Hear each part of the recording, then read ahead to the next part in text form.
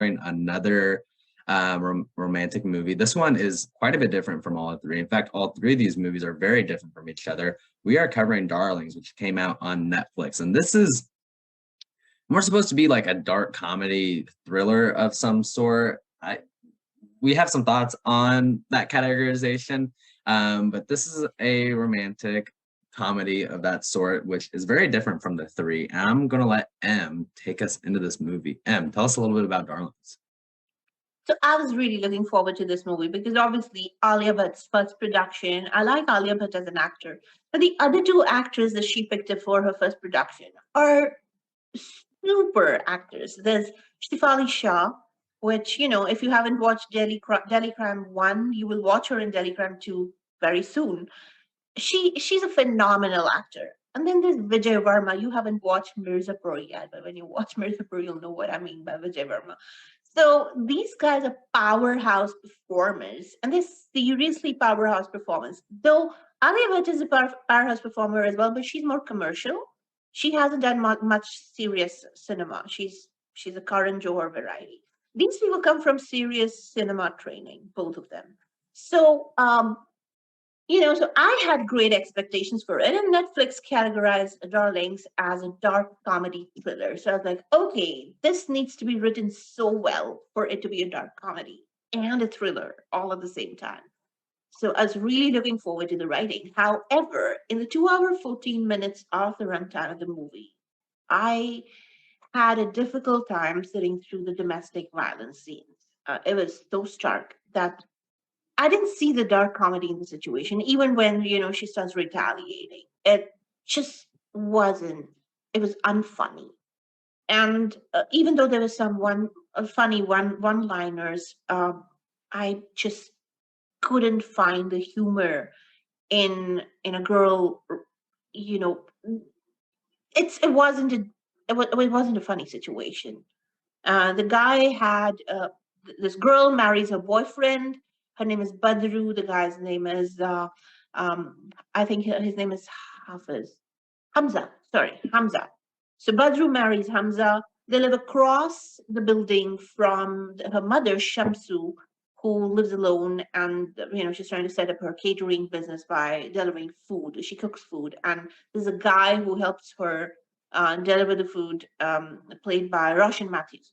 So amazing ensemble of actors, expecting too much, but then the story of a woman stuck in an abusive marriage, seeking revenge for the violence that her alcoholic husband Vijay Verma, played by Vijay Verma Hamza, inflicts on her every day. She's planned her life. She's got a wall with little stickers where she says, 2020, I'm going to have I'm going to get married. 2021, first baby. 2022, second baby. So she's literally got all the plans set up for her life. But what ends up happening to her life is that he starts his day by drinking shots. He ends his day by drinking, literally, a lot. And while he's drinking, even if she makes one mistake, like there's less salt in the food, he gets up and he manhandles the hell out of her, beats the hell out of her every day. And then when he wakes up in the morning, he's not drunk. He goes and tells her that it was just alcohol, wasn't him. And he makes it up by giving her a gift, or he makes it up by talking to her nicely, and she stays. Even though her mother tries her best to get her out of the marriage, she stays. Till she gets pregnant. And it's around the same time that he realizes that he has liver cirrhosis. So he has to stop drinking because he might die. And that's when, she feels that she can have a life back. But then one fine day, he manhandles her to the effect that she loses her baby. And that triggers her to take revenge.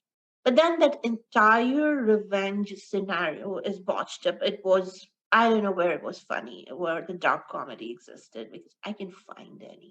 It seems that this movie was stuck between two genres, and it really should have just stuck to one, right? Because this movie makes for some really hard to watch scenes, as well as like us kind of scratching like what's funny about this, right? So it kind of seems that there are two avenues this movie should have gone down. One, kind of like the slapstick comedy where you don't have these super, hard to watch scenes. It's kind of like slapstick. Like the guy is just a helpless drunk, and he's maybe not necessarily like, there's nothing funny but in a mother and daughter sitting there. I mean, it was very silly because they tie him up with cloth.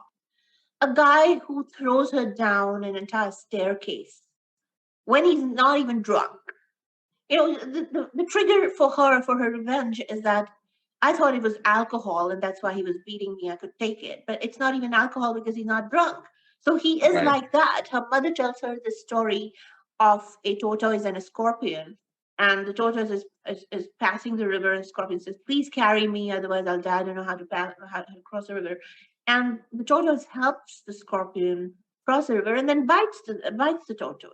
So, so the moral of the story is you can help people who are toxic, but you can't change their temperament. Their basic demeanor is what makes them who they are. So, if the basic demeanor of somebody is to be violent and temperamental and just plain abusive and no respect for the other person, in the marriage, wants to be controlling, he's not going to leave that control whether he's drunk or not.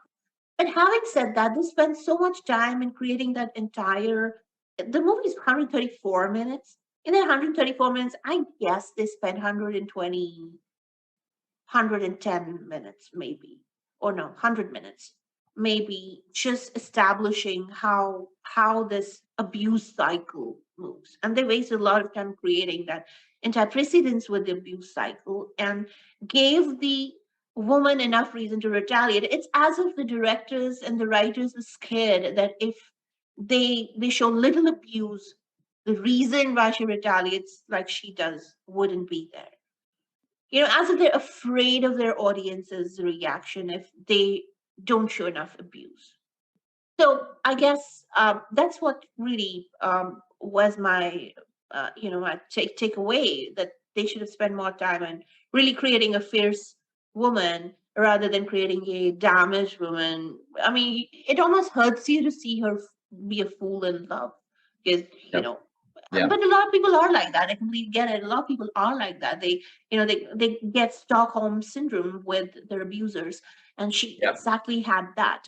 And that's But and that's the thing with like a movie like this, is that there is a very important theme in this to be explored. It's very, very important because, as you said, not only is it applicable to many people, but like there are very real world scenarios in which, we see this happen. It's just that this movie didn't really go down it in the best avenue. When you approach something that's supposed to kind of be a dark comedy, you're not expecting it to be an off-putting comedy in a way. Dark comedy, you're able to sit through it and still enjoy it and not feel as uncomfortable as you might when you're watching this. And also to question some of the choices made in this movie. So overall, what are our thoughts on this? We gave a lot of thoughts, but is this something that we should be recommending people to go and watch? it's on Netflix. You want to watch it, you're most welcome to watch it. But it wasn't a real dark comedy. If that was a genre they were trying to play, and it flopped there for me. And it was a very badly executed thriller. There were moments when you're like, this guy is tied by cloth. He can literally he's big enough to throw her down a staircase. He's big enough to break himself free. But all those were, I don't know if they were trying to be comical there. Didn't come across as comical. It came across as stupid because a big grown ass man was tied by their dupattas, by their veils. And you're like, he can easily break free. He can talk. He can scream. He can do so much more. But I think all of that didn't fit well with me. Also, I'll tell you from a domestic violence abuse victim standpoint, that hit me the most.